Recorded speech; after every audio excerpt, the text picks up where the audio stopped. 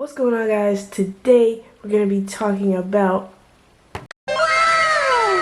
the 3DS and some of the games that I completed in January. Towards the end of the video, I'm also going to talk about some of the games that I plan on playing this month here in February.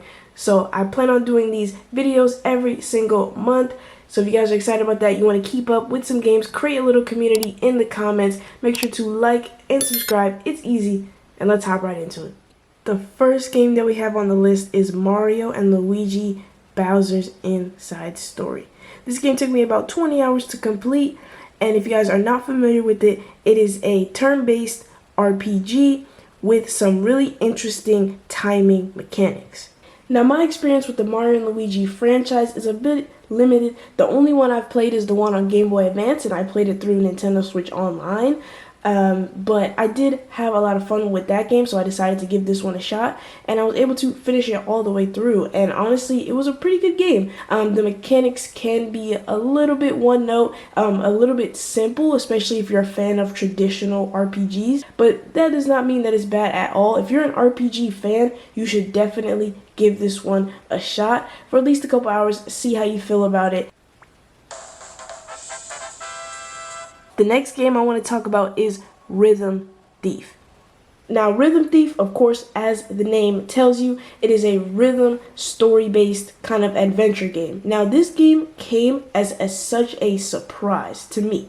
I did not think that I'd be the biggest fan of this game. Usually not a big fan of rhythm games, but the reason why this game is so unique and so cool is because it actually has a story that is in-depth and is pretty interesting. The mini games are just some of the most fun that I've had in a rhythm game.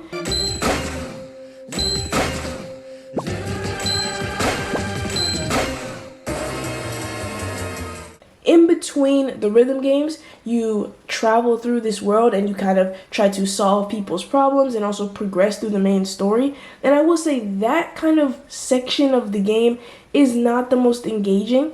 But it is broken up by these rhythm games, and they're all so unique. A bunch of different games, and there's also some different puzzles in there as well. And I just think if you are a fan of rhythm games, it is a must. Even if you don't like rhythm games, I would still say to give this a shot because it has a compelling story. Next, we're going to talk about Donkey Kong Country Returns 3D. Now, as you guys know, this game was re-released for like the millionth time on Switch, so you're probably thinking, why would you even try the 3DS version? Honestly, I beat this a little while ago before it was released on Switch. But even then, having that portability, the 3DS is more portable than the Switch, so having that portability on this game is really nice.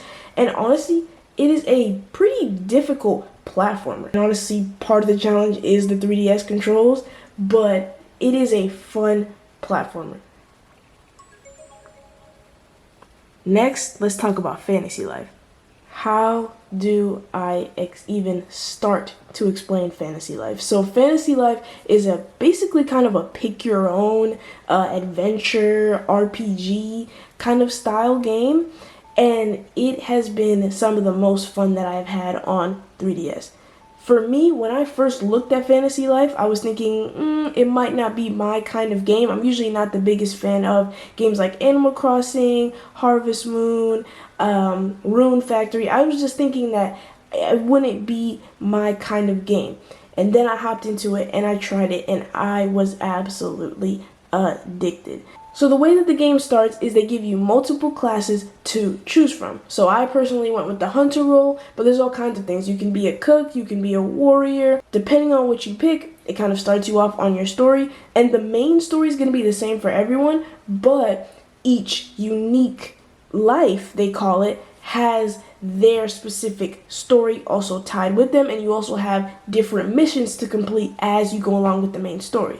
Now, the most unique thing about Fantasy Life is the fact that you can switch your life, which is what they call the different roles that you can choose.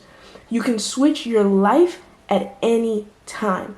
So for me personally, I picked Hunter off rip. But I noticed that I wanted things like potions and things like that when I was going out hunting for these monsters. So I decided to become an alchemist. This allowed me to craft my health potions, my stamina potions, and all of that. So that way I was ready and prepared as I went on the road. A lot of RPGs, they lock you into one role, one story, but this game really does allow you to do as much as you want. And even after those ending credits roll, you can continue to explore and try new lives and new stories, and the game just goes on. I spent around 40 hours in this game, but honestly, you can do way more. So I really do recommend this. It's a great pickup on the 3DS. And they also announced a sequel for Switch. I'm not sure when it's going to come out at this point. Hopefully it comes out for Switch too. But this is a great game. Even if you're looking at it, you're like, it might be a little childish. Give it a shot. You will fall in love with this game and the characters. There's a bit of comedy in there as well. So literally give this game a shot and you will love it. Next, let's talk a little bit about Mario Tennis.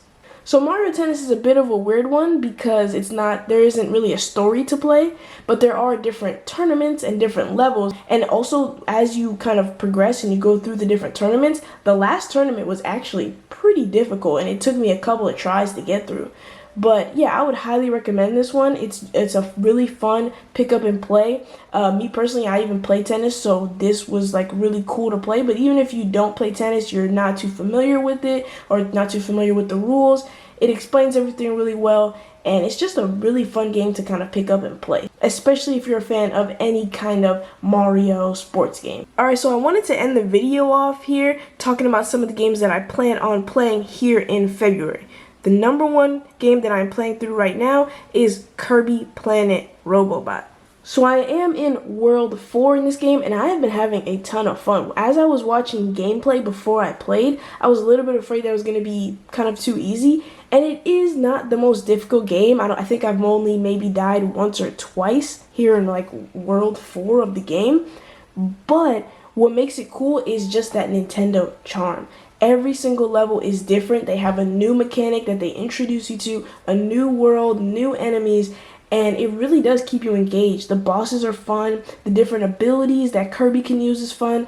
The abilities that Kirby's mech can use is really fun. And there's also puzzles and different collectibles in each level if you're a person that kind of likes to 100% things or even just challenge yourself to get these different puzzles and these different items throughout these levels. So I would actually highly recommend this one, even though I'm not even finished with it yet. And as I finish it, we're definitely going to talk about this in the next video. And the other game I'm playing through right now is Rhythm Heaven Megamix.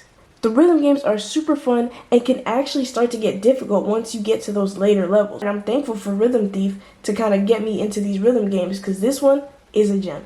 So what games are you guys playing through right now? Leave them in the comments. I would love to check those out and potentially put them in the next video. Like I said, we're going to be making these videos monthly, so if you guys want to keep up and maybe play some games together and build a little community here, make sure to like and subscribe. It's easy. And we'll see you guys next time.